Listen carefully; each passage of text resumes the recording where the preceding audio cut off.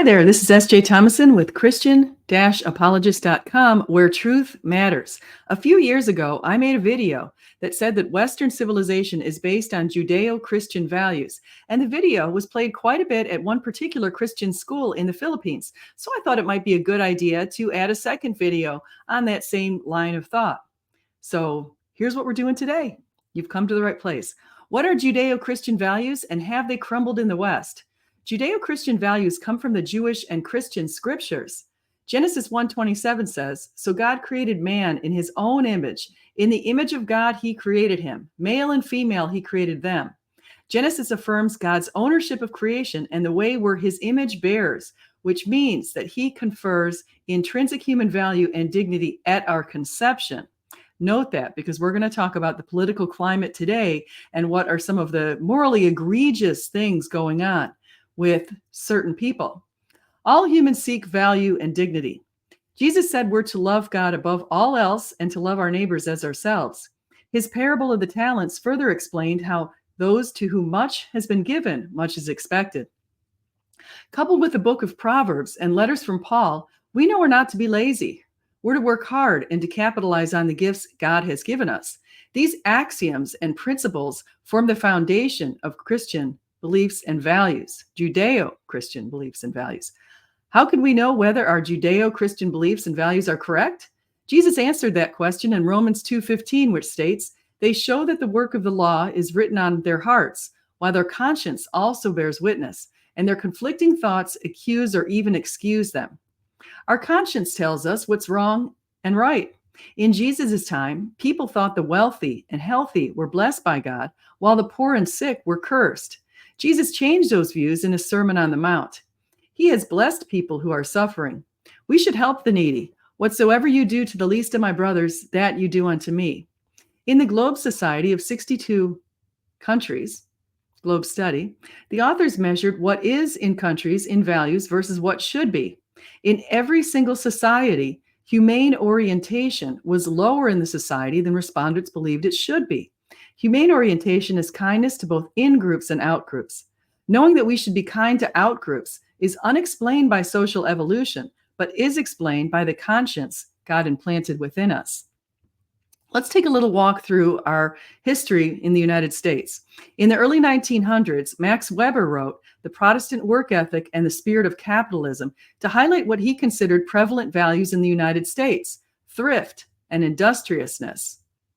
He based much of his writing on his observations about our founding father, Benjamin Franklin, who lived between 1705 and 1790. In the dash between his years, he was considered a leading writer, scientist, and diplomat who contributed to the U.S. Declaration of Independence in 1776. You may have heard of that.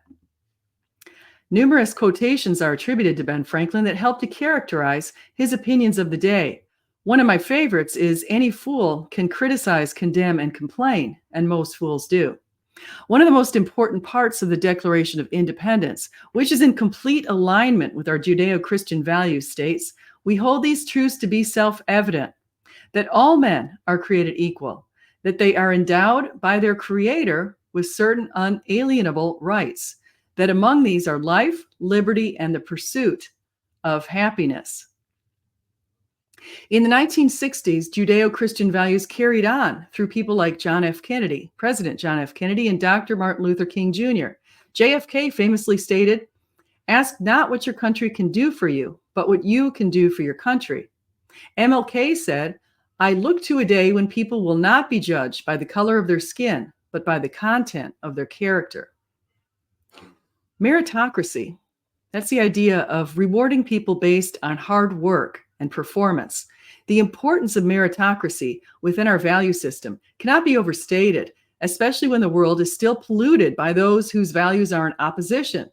During the time our founding fathers wrote the Declaration of Independence, the U.S. was polluted by people in the South who believed that owning and enslaving other humans was appropriate since they took the dehumanizing position that the slaves weren't fully human. We saw the same under Hitler in World War II. Thankfully, today, the vast majority find slavery and the Holocaust to be abhorrent. Yet we're still battling another snake, one which slinks in the shadows of our society. It gained traction around the beginning of the Industrial Revolution and was organized and vocalized under Karl Marx and weaponized by the Bolsheviks in Russia. It's called communism. Like slave owners and Nazis, communists dehumanize people through the elimination of property rights, the exaltation of the state over the individual and individual rights, and forced control by the state of the means of production. That's land, labor, and capital, and the replacement of religion with atheism. Given the untimely deaths of around 120 million in the past century under Pol Pot in Cambodia, Mao Zedong in China, and Lenin and Stalin in the USSR, the optics of being a communist are cringeworthy. So people like Hugo Chavez of Venezuela and some politicians today in the United States supported under other labels, like the label of socialism. Under the guise of socialism, which isn't the same form that's practiced in Northern Europe, by the way, Hugo Chavez subsidized gas and power in Venezuela, forced mandatory gun buybacks, forced price controls, nationalized numerous industries like transportation, communications, and energy and oil, and eventually drove the country into extreme poverty. Venezuela was once one of the wealthiest countries in South America. Today, it's one of the poorest, with over 90% impoverished. Chavez's government failed to take into account the power of human motivation and meritocracy. When one equalizes outcomes, despite obvious differences in inputs, humans are demotivated to work hard. When doctors and cashiers are paid the same, doctors see no reason to study hard to complete medical school. We need to be diligent to ensure that our government doesn't fall prey to communism or Chavez's form of socialism. Be on the lookout for mandatory gun buybacks, which leave only government thugs with guns. Be on the lookout for anyone who wants to ignore our First Amendment on free speech or our Second Amendment on the right to bear arms. Be on the lookout for regulatory creep, pun intended, where government keeps strapping individuals and corporations with massive red tape. We especially see regulatory creep in the energy industry today, which has severely increased our energy costs. Cue in the Green New Deal. If we don't stay aware, our society will erode as others have in the past. People who impose these ideas have a statist, controlling mindset virus. They want to control our speech, rights, actions, and outcomes. Stand with those who have a meritocratic, performing mindset, who believe when we work hard, we can go far. That's how it's always been in the United States, and that's how it always should be, as it's in alignment with our Judeo-Christian value system. United we stand, divided we fall.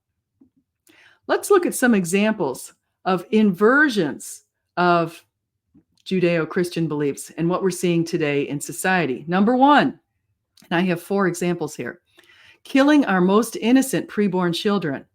It's a violation against God's commandment, thou shalt not murder.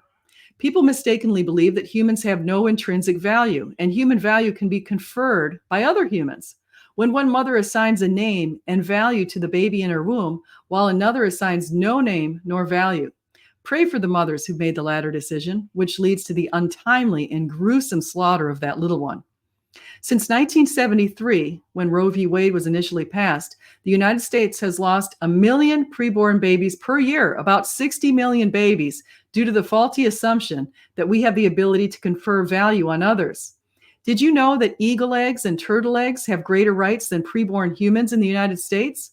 Destroying eagle eggs or turtle eggs comes with stiff fines and even prison sentences. Destroying preborn humans comes with celebrations in some places. Jesus said, "This is my body given up for you." The mother who plans to end her preborn baby's life says to the baby, "My body, my choice, to sacrifice your life for me." Number 2, prostitution. That's a violation against 1 Corinthians 6, 13 to 18. The body is not meant for sexual immorality, but for the Lord, and the Lord for the body. And God raised the Lord and will also raise us up by his power. Do you not know that your bodies are members of Christ? Shall I then take the members of Christ and make them members of a prostitute? Never. Or do you not know that he who is joined to a prostitute becomes one body with her? For as it is written, the 2 will become one flesh. But he who is joined to the Lord becomes one spirit with him. 3, marriage, devaluation, and divorce. That's a violation against Matthew 19:4-6 and Matthew 19:9. Here's what they say. He answered, have you not read that he who created them from the beginning made them male and female, and said, therefore, a man shall leave his father and his mother and hold fast to his wife, and the two shall become one flesh. So they are no longer two, but one flesh. What therefore God has joined together, let not man separate. And I say to you, whoever divorces his wife, except for sexual immorality, and marries another one, commits adultery. And number 4, communism, equality of outcomes. Beware of the politicians who want to equalize outcomes despite differing inputs. It's like giving all the students who earn anywhere between an A and an F in your class C grades simply because you think that's a fairer thing to do, despite that some study harder than others or come with more intellectual horsepower. Marx said, from each according to his ability, to each according to his need. This is a distortion of Acts 11:29, which says, so the disciples determined, every one according to his ability, to send relief to the brothers living in Judea. The disciples freely determined allocations and the relief they donated to others. Communists don't do that. Instead, they force people to allocate their individual wealth to others. Here is an image of Catholic wedding, just a beautiful scene, the holy matrimony. Consider the sacraments of Catholicism and how beautiful they are.